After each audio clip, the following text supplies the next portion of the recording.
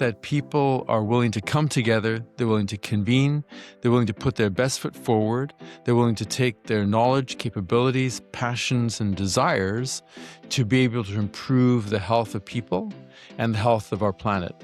So in spite of this moment, when I think all of us are seeing that we are in a ruptured moment, that the folks out here are willing to do that. Welcome to the Explore Global Health podcast. I'm Dr. Rob Murphy, Executive Director of the Havey Institute for Global Health here at Northwestern University Feinberg School of Medicine.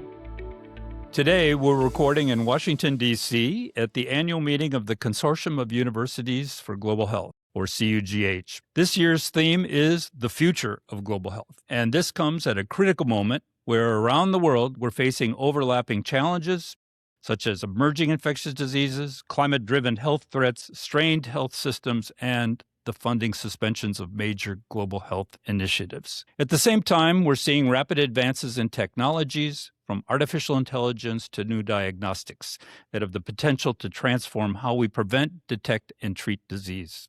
Universities sit right at the center of this moment. We are training the next generation of global health leaders, driving innovation, and building partnerships across countries and communities. In this special episode, we're bringing you conversations from leaders shaping that future, starting with the Executive Director of CUGH, Dr. Keith Martin. He is the founding Executive Director of CUGH, a physician and former Member of Parliament in Canada who has spent decades working at the intersection of medicine, policy, and global development. We interviewed him on this show back in 2023.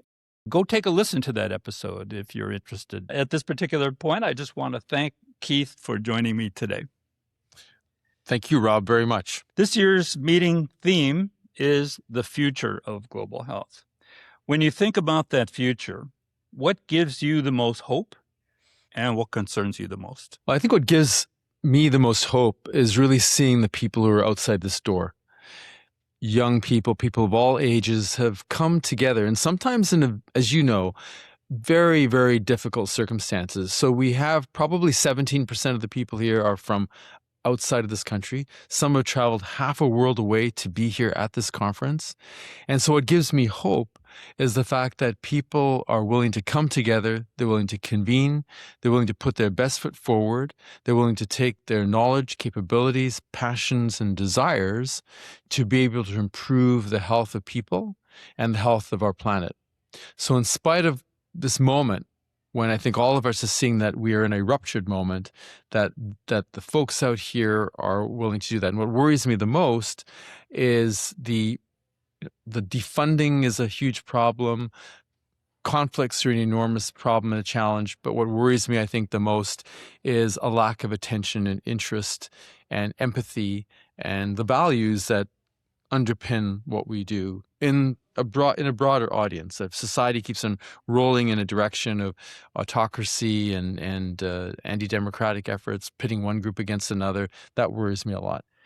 Can you get into what unique role the universities play in addressing global health challenges today?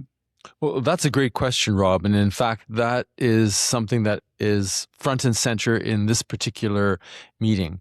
So we really see that we can't do business as usual in the past, but there are significant assets within academia that I believe have been underplayed, but need to be used in this moment to show impact and value. So what are those two assets? One is the research capabilities of universities.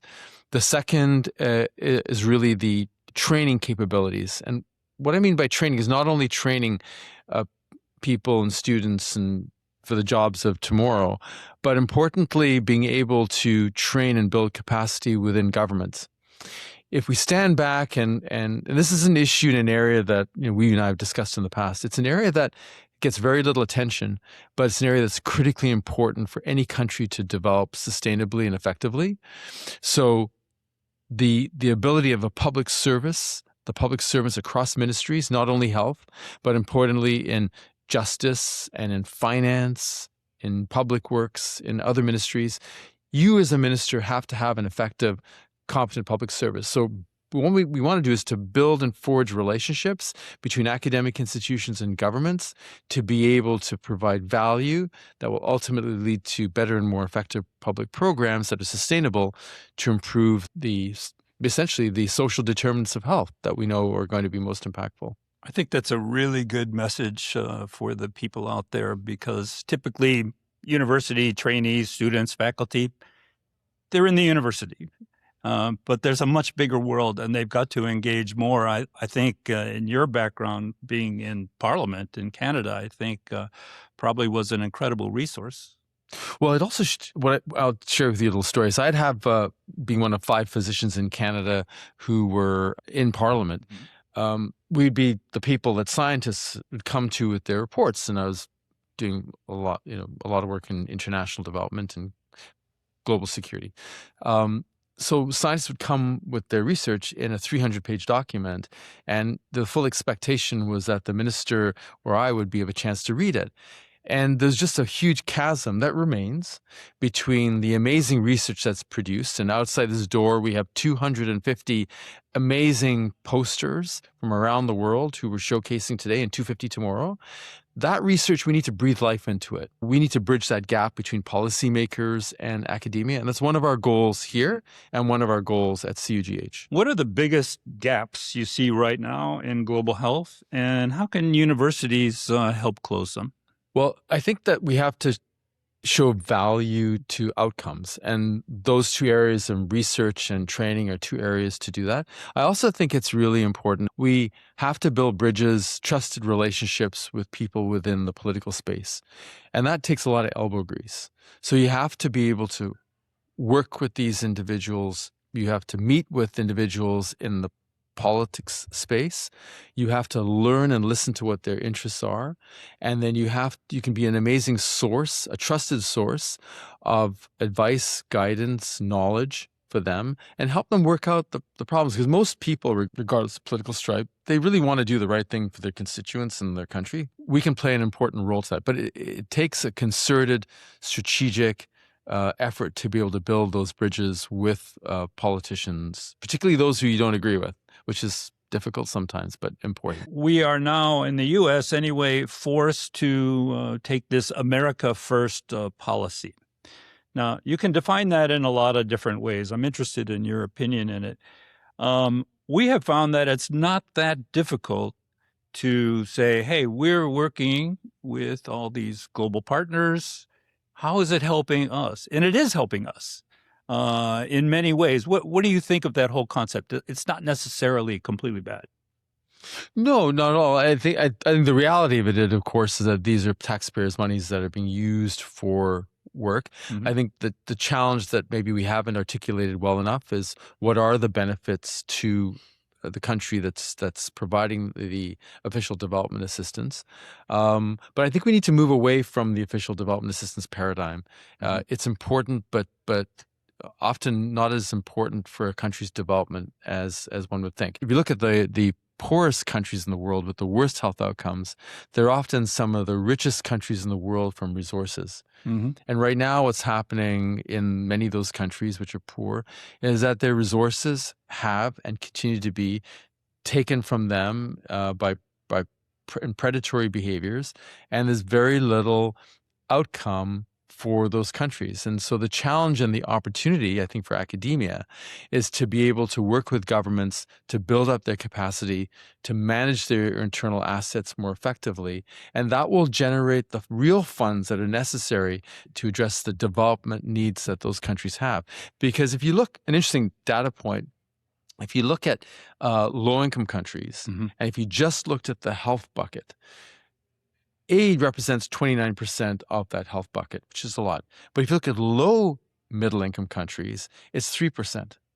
And it declines after that. So other than the lowest income countries, which many of which are actually quite rich resource-wise, the other ones, aid is largely not consequential. So the value proposition, I think, for academia and global health is to build partnerships that help to build domestic capacity and sustain that with local partners, with local governments, and they get paid to do that, which funders can also need to reform in this whole equation too. And they need to be able to provide the investments that enable other countries to build up their own capacity, and in fact to share some of the innovations they're doing with regard to the needs of, for example, say a high-income country like the U.S. There's lots of innovations taking place in low-income countries, and those innovations don't see the light of day here, which could be very important for improving health outcomes for this country, which sits at the bottom of health outcomes for all developed countries. He had one more point. A sector we didn't talk about is the public, Rob, Mm-hmm. and those in global health and academia in particular, we need to be public communicators. We need to be public scientists, and we need to communicate to the public so you build a public constituency for what you're doing, because the public moves the political. And if we're able to go and communicate to the public in language they understand that meets their needs, we will go a long way to supporting the work everybody's doing. We've been trying to encourage that among our junior faculty. We want to encourage it to everybody thinking about going into global health or just in medicine in general. Don't forget the community that you're working in, and they're going to be our biggest supporters down the line. One last final kind of area I want to cover with you is, as you look ahead, what should the next generation of global health leaders be preparing for that maybe we're not talking enough about yet? Well, I think that we did a little study a while ago that asked a question about what new graduates wish they had more of in training, and then what employers wish the new graduates had.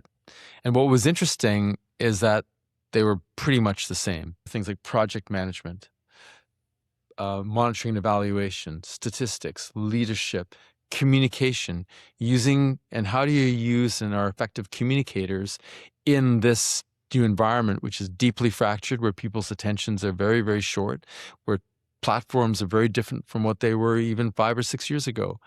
This is the world we live in, and we need to adapt to it.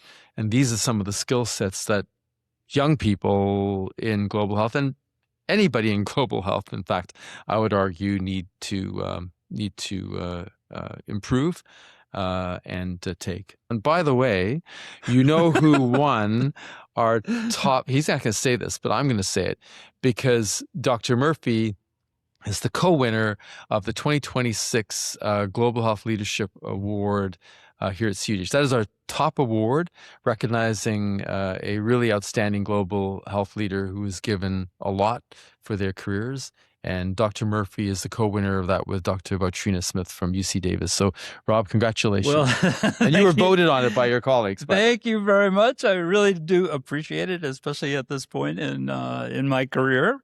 I've had a very rewarding career, and I try to encourage as many people as possible to, if they have it in their passion, to go for it.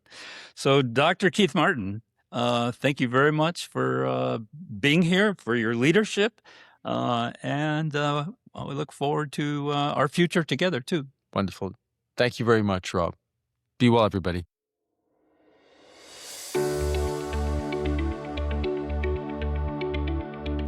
Follow us on Apple Podcasts or wherever you listen to podcasts to hear the latest episodes, and join our community that is dedicated to making a lasting positive impact on global health.